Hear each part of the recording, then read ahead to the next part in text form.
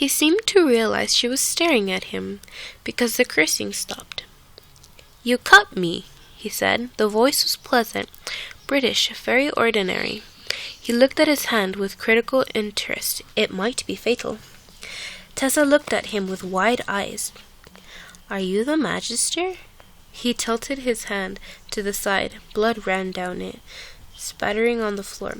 "Dear me, massive blood loss. Death could be imminent." "Are you the Magister?" "Magister?" He looked mildly surprised by her vehemence. "That means master in Latin, doesn't it?" Tessa was feeling increasingly as if she were trapped in a strange dream. "I suppose it does.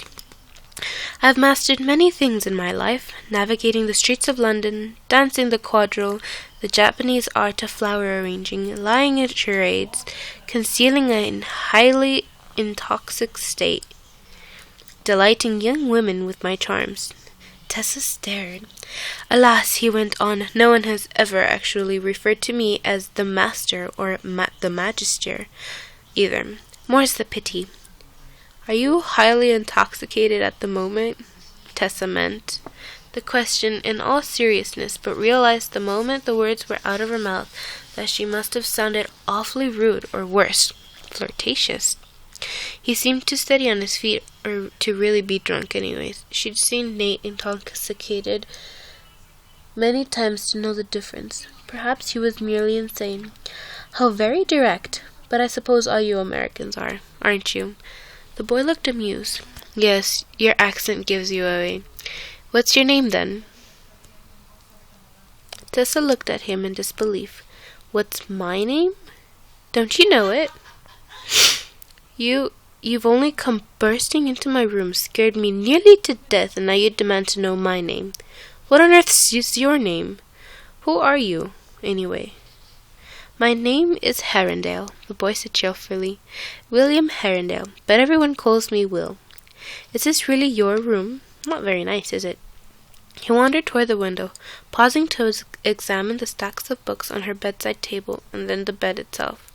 He waved a hand at the ropes. "Do you often sleep tied to the bed?" Tessa felt her cheeks flamed and was amazed under the circumstances that she still had the capacity to be embarrassed. Should she tell him the truth? Was it all possible that he was a magister? Though anyone who looked like that wouldn't need to tie up girls and imprison them in order to get them to marry him.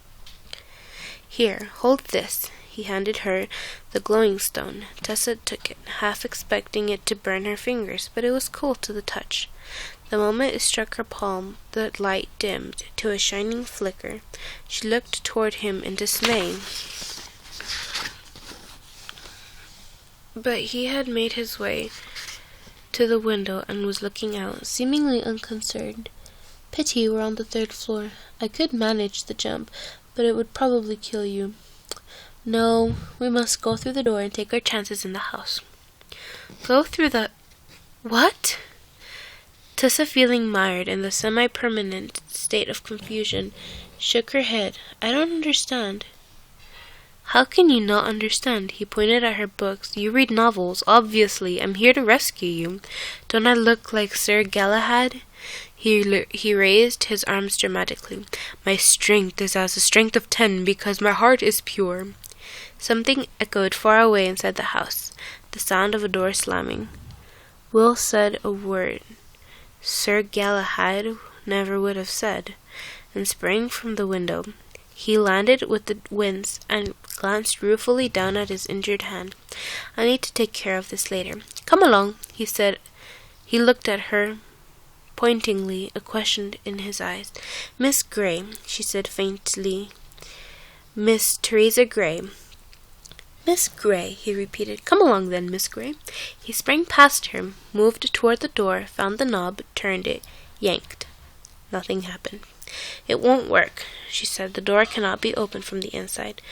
Will grinned ferociously. "Can't it?" He reached for his belt, for one of the objects that hung on it. He chose what looked like a long, slender twig, picked it clean of smaller branches, and made of a whitish silverish material. He placed the end of it against the door, and drew.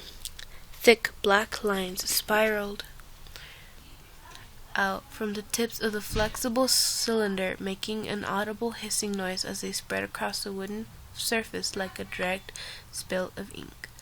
"You're drawing?" Tessa demanded. "I don't really see how that can possibly." There was a noise like crackling glass. The doorknob, untouched, spun fast, then faster, and the door sprang open. A faint puff of smoke rising from the hinges. "Now you do," Will said, and pocketing the strange object, gestured for Tessa to follow him. "Let's go." Inexplicably, she hesitated, looking back toward the room that had been her prison for nearly 2 months. "My books!" "I'll get you more books." He urged her into the corridor ahead of him and pulled the door shut behind them. After catching hold of her wrist, he drew her down the hallway and around a corner. Here were the stairs as she had descended so many times with Miranda.